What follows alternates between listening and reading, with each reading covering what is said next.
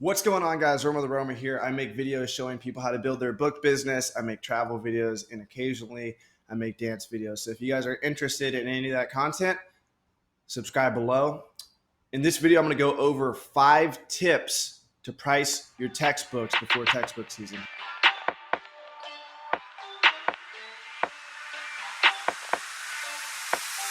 Look, grind hard, well done, sir, and welcome to the freaking Well Show. Because a lot of people screw this up, including myself. A couple of years ago, I made a lot of mistakes. I'm a natural optimist, so I actually priced too high. But what you don't want to do is you don't want to price too low, lose money. You don't want to price too high and not get the sale. So I'm going to use this list of inventory here. This is my buddy's inventory. And we're going to look up. So I'm going to give you guys 2 methods. One's going to be a free method, and the other is going to be a paid method. So the free method is you're just repricing via Seller Central. I'll show you guys how to do that. The paid method is you'll use a software called New Price, which if you have over about 300 units in inventory, you are going to want to use New Price just to save yourself time. You're actually going to lose money if you don't use New Price because you're not going to reprice efficiently, and you're going to waste a lot of time repricing manually via Seller Central. It's just going to waste so much of your time that you could spend finding more books. So I'm just going to search these. This is a free method. And let's pretend that these are in my inventory. So I'm going to open this up. And you want to have the Keepa Chrome extension, okay? And I'm actually going to go over the free method using Keepa because I think a lot of people dive into the weeds when they use this Chrome extension. It's a Chrome extension that shows you the price history of the book. So that one actually has no price history for whatever reason. Let's pull up this one right here. Okay. So all we care about, all you need highlighted. So this is back to high school. This is a graph with a x-axis, y-axis. The y-axis has price, and the x-axis has date. You want to select 1 year for textbooks, and we're looking for what we're looking for in textbooks is we want to up and down motion. So this is not a textbook. You can see the price fluctuates, but there's no, we're looking for, there's also a Chrome extension called camel, camel, camel. We're looking for a camel, camel, camel like graph. And I'll show you what I mean. So let's type in biology 11th edition. This is a book I've sold hundreds and hundreds of times. Most people are restricted in this book. So if you come across this book and you still want to make profit on it, you can either sell it on eBay, sell it back to bookscouter.com. They'll pay for your book instantly.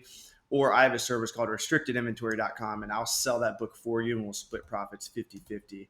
So you can actually see as more people have become restricted in this book over the years, the price fluctuations are different. This is not normal. So you can see back in the day, I'm looking at, if we select all time here, this is looking at all time history for the book.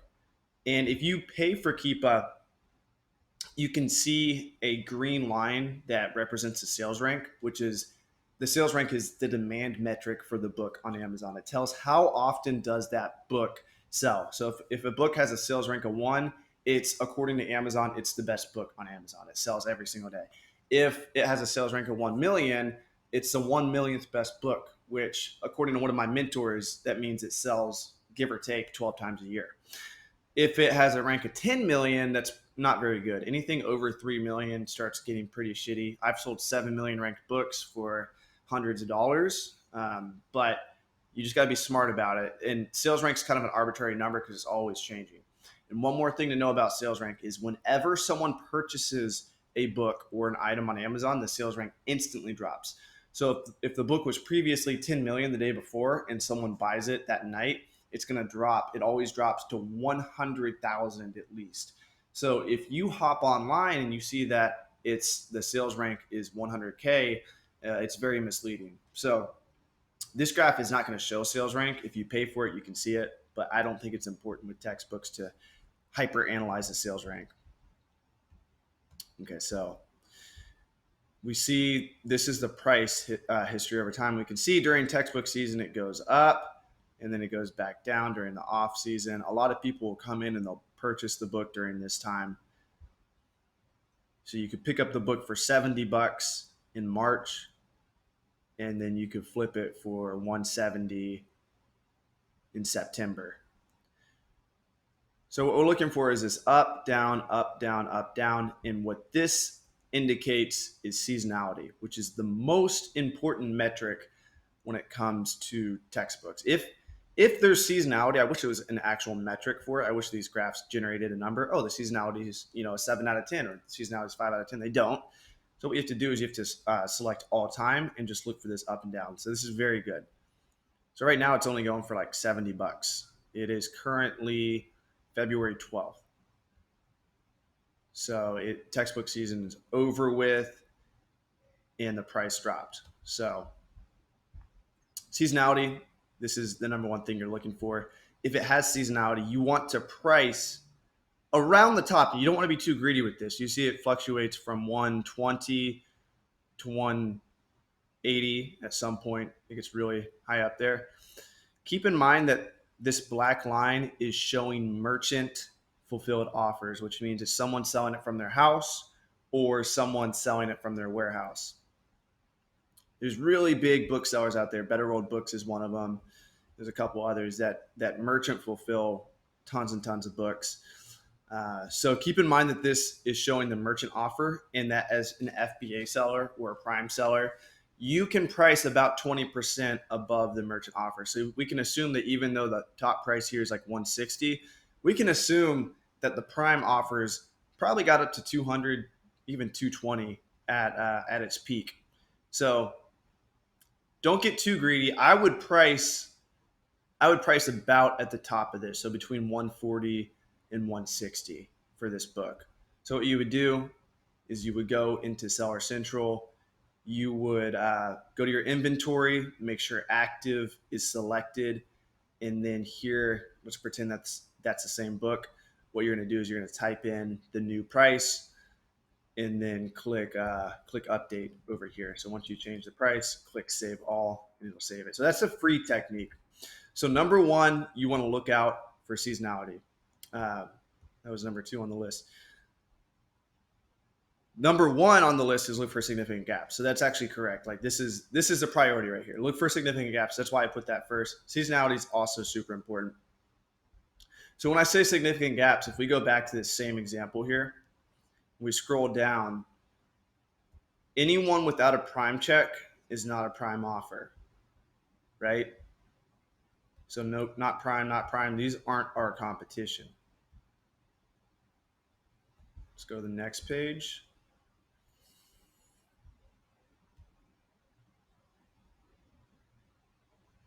Still no prime. So the first prime offer is 116. So this is a guy we're competing with right here. Now what we're going to consider is significant gaps. Okay, the lowest guy is 116. It's not textbook season. Textbook season is going to be in a couple months. We know the price is going to go back up. How much can we get for this? So we could get $4 more if we price it at 120 with this guy. So that's a total of 4 offers. And this is a super high demand textbook. I just know because I've sold it for years. I think what you can do is you can type in sales rank on this page and it'll pull it up. It's just pulling it up on Keepa. There's somewhere on this page where it will display the sales rank. On this page, it shows the sales rank here. So once you get familiar with sales rank, I have other videos on how to read sales rank. That's something important to consider. Again, it's not the end all be all, but it is an important metric to determine demand. And this graph will get funky on you. Remember, all you want to look at is used. That's all you care about. Look at this price drop. Isn't that insane? That's when everybody starts repricing at the end of textbook season, or they're repricing all of textbook season, but then the demand drops towards the end and the prices just tank. They're going to go back up though. So we could get $4 more pricing at 120, we could get $5 more coming in at half price. Hank's books. Let's scroll down more. We could get an extra, $10 pricing it with this guy. That's still not super exciting for me. What I'm looking for is, about $20. So here 136, I could come in here and match this guy at 136.83. I could get a couple more bucks at 139. Now I know that all these guys above me are going to sell out because we can just look at this seasonality. Again, this graph keeps refreshing on me and adding more metrics. All we want selected is used, and then we're going to look here. You can see like the low merchant was 138. You could price this at 160 and you're going to get the sale. All these guys are going to sell out.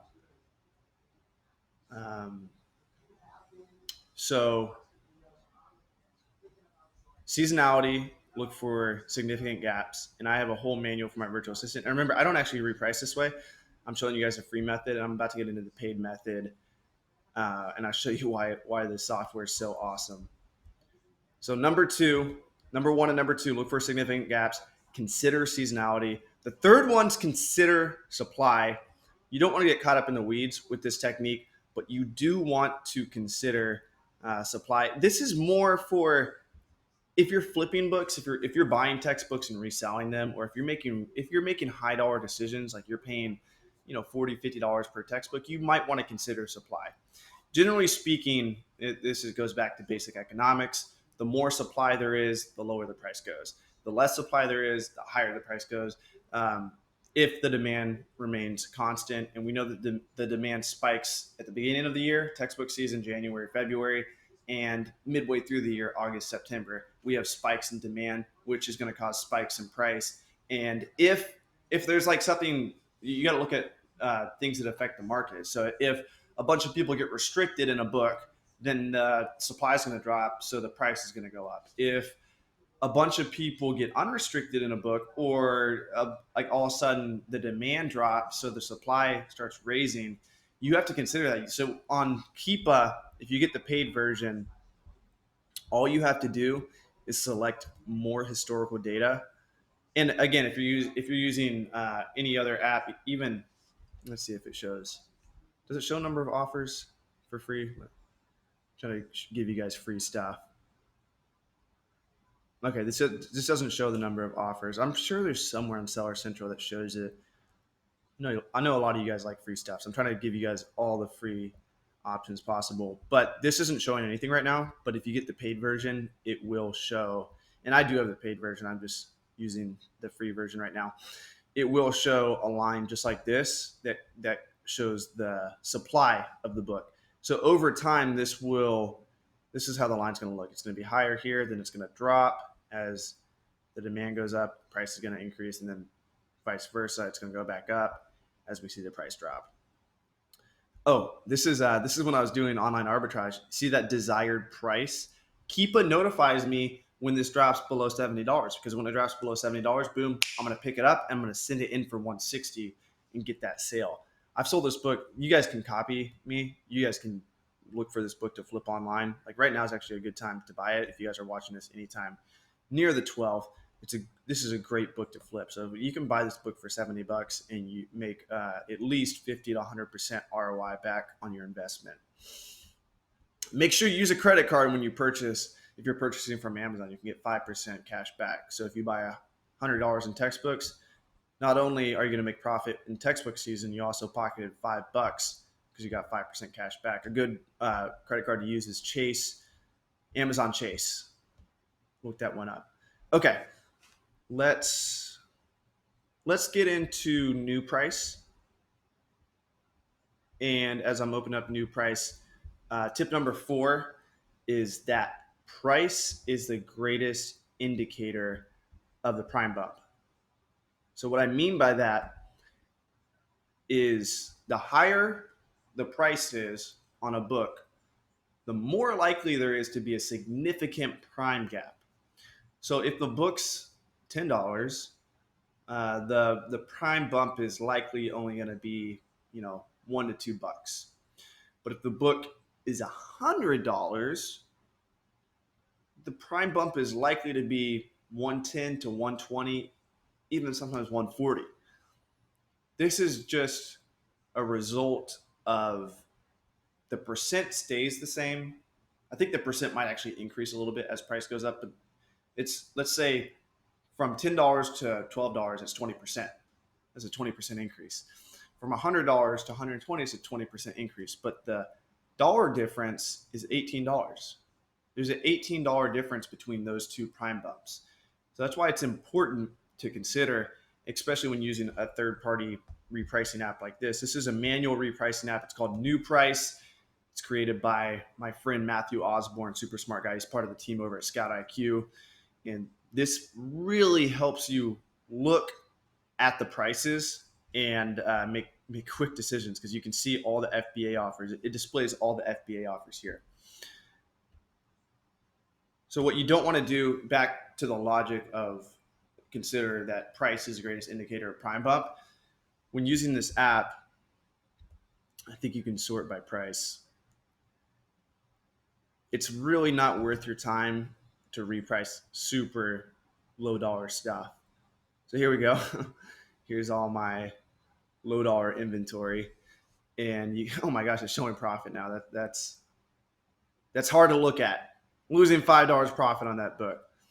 So with these, I'm actually going to reprice that just to make me feel better. Who knows if I actually make $1 off that? But it's not a great ranked book. We can see with these lower dollar books, prime bump's just not there. This is all the FBA offers. So this price compared to the merchant offer is what's going to dictate the prime bump. Now this does not show the merchant offers. This app doesn't. Oh, no, it does right here. Merchant fulfilled. So we can see the difference between these two. There's none. There's no prime bump here. Now, vice versa, let's go back to the inventory that just touched down for me. Not that inventory. Right here, we can see, look at this. Look at this prime bump. $63 merchant fulfilled, someone selling it from their house, to $85, $185. So there's over $100 prime bump. Now this isn't a great demand book. So the way you're going to use this is you're going to, so this is all my inventory that I just sent in like 5 days ago. So what I want to do with this is I'm looking for significant gaps. Now, I made a whole template for my virtual assistants where I have from 0 to 90 days. This is what you're going to do with this inventory and then I have 5 different rank ranges. So I have, if the rank is from 0 to 300K, you're going to use these rules. From 300K to 600K, you're going to use these rules. But the rules are basically look for significant gaps. What is a significant gap? It's a gap that is going to make me more money, in that it's realistic that if we capitalize on that price bump, this price difference right here, there's a high chance that we'll get the top sale. So we're going to get the higher price sale. So this is an 864 ranked book. The low merchant's 41. So that means the lowest prime bump is $7, difference between here and here. I'm going to go ahead, definitely shouldn't be at 297. I'm going to come in at $80. Boom. Just like that, made an extra, if it sells, made about an extra $30 right there. $32. So if we look here, you can see as the price goes up, these price differences, I want you guys to understand that as price goes up, the prime bump is the most important thing. The prime bump's going to increase. So here we go. There's no prime bump here. So I'm just playing around with this right now, but I'm looking for examples of crazy prime bumps. I sold a book set once that had it was like the lowest merchant offer was like $1,300, and I sold the set of books for $2,000. It's a $700 prime bump, and I sold it. It blows my mind. And this app allows you just to scroll down real fast and look for these bumps. Now, a lot of our inventory we just send in a buy box. That's why this inventory doesn't require much repricing. But I'm looking for situations where we're losing money because we sent it in at buy box rather than strategically pricing on the prime bump. Boom, boom. See, a lot of these prices are tanking because textbook season is over with now.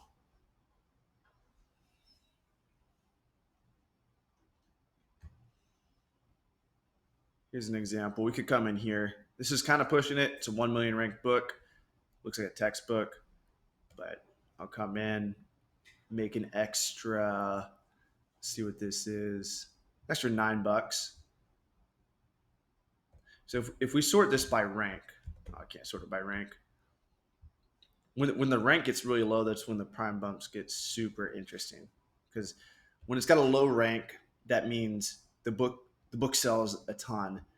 And if there's a significant gap within the lowest 5 offers, we can bet on whichever offer we are, unless it's like something outrageous, we're going to get that sale. There's a pretty low ranked book right here, $59. I could come in, make a couple extra bucks at 60, 170. Or I could come in and match this guy at 108. I think I'm going to come in somewhere in between these two. So you can click here and we can change this price. I'm going to change this to 97.97. It's a number that stuck out to me. Okay, so tip number 4 was look for those. The price is the greatest indicator of the prime bump. And tip number 5 is be realistic. Don't get high. Like, be very careful when you sit down and reprice, because a problem I made was I would sit down, I would chug a lot of coffee, and I would just be feeling so good. And I'm naturally optimistic, so I'd be looking at all these prices. I was like, oh, $100 prime bump for sure. And I just reprice stuff way too high. You almost want to be in a pessimistic state when you're repricing books. You want to think, okay, what's the realistic price for this book to sell at? Don't anticipate, oh, the prime bump's going to be, like Avery said, it's going to be 20% above the lowest merchant offer. It's not always going to be like that. Look at the data, look at the rank, make quick decisions, don't hyper analyze things. But at the end of the day, be realistic. A red flag is if this merchant offers way lower than the prime offers. If it's over 100% prime bump, that's a red flag. Unless the demand's like sub 300,000 or sub 100,000, maybe I wouldn't bet on it. Again, there's no perfect way to reprice. A lot of it you just have to go with your gut. You don't want to hyper analyze things, but you do want to make more money by repricing strategically. Right here, extra $10, extra $5. Scroll down a little bit. This is a good one right here. We're already capitalizing on it, but we're at 15. This guy's at 985. He's going to lose money. We're going to make next. He's not even really making profit off this book, unless he gets he's only making $1.81. We're making $6.61 along with all these other guys. So you're looking for things like this, and I already made probably $35 in this YouTube video just repricing this, if not more. There's that one book we repriced at $30. Those are my 5 tips for repricing for textbook season. Much love, guys. Again, I'm Romer the Roamer. Travel the country, give you guys book business advice. Like, comment, subscribe. Peace out, family. Dope sells like the charge do, but selling's all about potential. And money speaks, then I'm the main act. I give a damn about the intro and change.